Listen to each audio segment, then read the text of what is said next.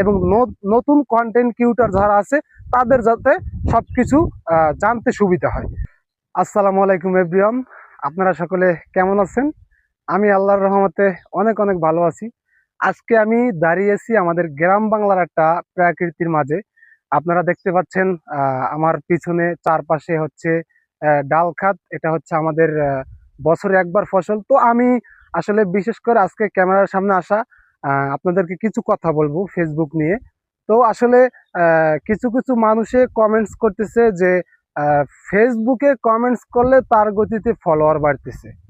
তারপরে আবার আমি ফেসবুকে ভিডিও আপলোড দিচ্ছি, ভিডিও আপলোড দেওয়ার ক্ষেত্রে তারা এসে কমেন্ট বক্সে বলতেছে 1 সেকেন্ড ব্যাক টু ব্যাক।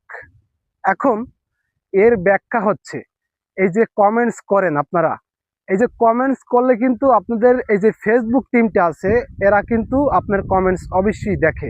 আবার হচ্ছে কি, আমি আমার আইডি থেকে তাদেরকে ফলো দিলে আমি দৈনিক যদি 100 থেকে 200 জনকে ফলো দেই, সেক্ষেত্রে আমি 20 থেকে 30টা ফলোয়ার্স পাই।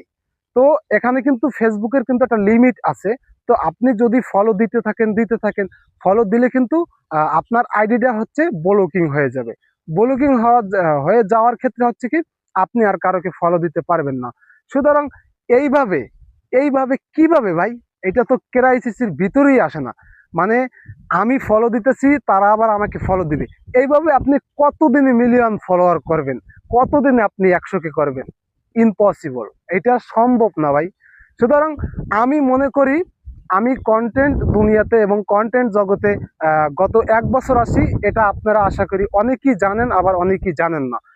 তো ভিডিওটা আপনাদের যাদের যাদের কাছে পৌঁছাবে অবশ্যই একটু শেয়ার করে দিবেন, যাতে সবার জানতে সুবিধা হয় এবং বুঝতে সুবিধা হয়, এবং নতুন কন্টেন্ট ক্রিয়েটর যারা আছে তাদের যাতে সবকিছু জানতে সুবিধা হয়। তো এই বিষয়ে আমি কথা বলতে আসছি আপনাদের মাঝে। তো এখন কথা হচ্ছে লাইক এঙ্গেজমেন্ট নিয়ে। লাইক এঙ্গেজমেন্ট আসলে আমরা যে অনেকে আছে যে ফেসবুকে পোস্ট করার ফলে তারা আইসা বলে কি যে আমাদের কমেন্টে লাভ রিয়েট দেন, রিপ্লাই কমেন্ট করেন, রিপ্লাই কমেন্ট করলে এঙ্গেজমেন্ট মারবে। ভাই, আমি কন্টেন্ট জগতে 1 বছর আছি। আমার ধারণা থেকে, অরিজিনালি আমার ধারণা থেকে আমি যতটুকু অনুমান করতে পারছি, এই 1.5 বছরে এটাই আপনাদের মাঝে আমি শেয়ার করতেছি, এর বাইরে কিছু না।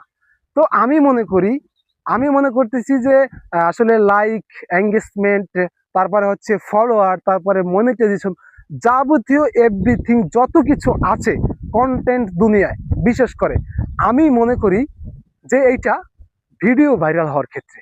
আসলে কেন, মানে ভিডিও ভাইরাল হওয়ার ক্ষেত্রে কেন বলছি, ভিডিও ভাইরাল হওয়ার ক্ষেত্রে আমি এজন্যই বলছি যে আপনার ভিডিও যত ভাইরাল হবে তত আপনার এঙ্গেজমেন্ট, তত আপনার ফলোয়ার। এই বিষয়টা আপনি মাথায় রাখবেন এবং নিয়মিত কন্টেন্টে কাজ করবেন, সুন্দর সুন্দর কন্টেন্ট সবার মাঝে উপহার দেওয়ার চেষ্টা করবেন। দেখবেন আপনার এঙ্গেজমেন্ট হয়েছে, আপনার মনিটাইজেশন হয়েছে, আপনার সব কিছু কন্টেন্টে রিলিজেবল হয়ে গেছে। তো ভিডিওটা এই পর্যন্ত থাকলো। আল্লাহ হাফেজ, সকলে ভালো থাকবেন।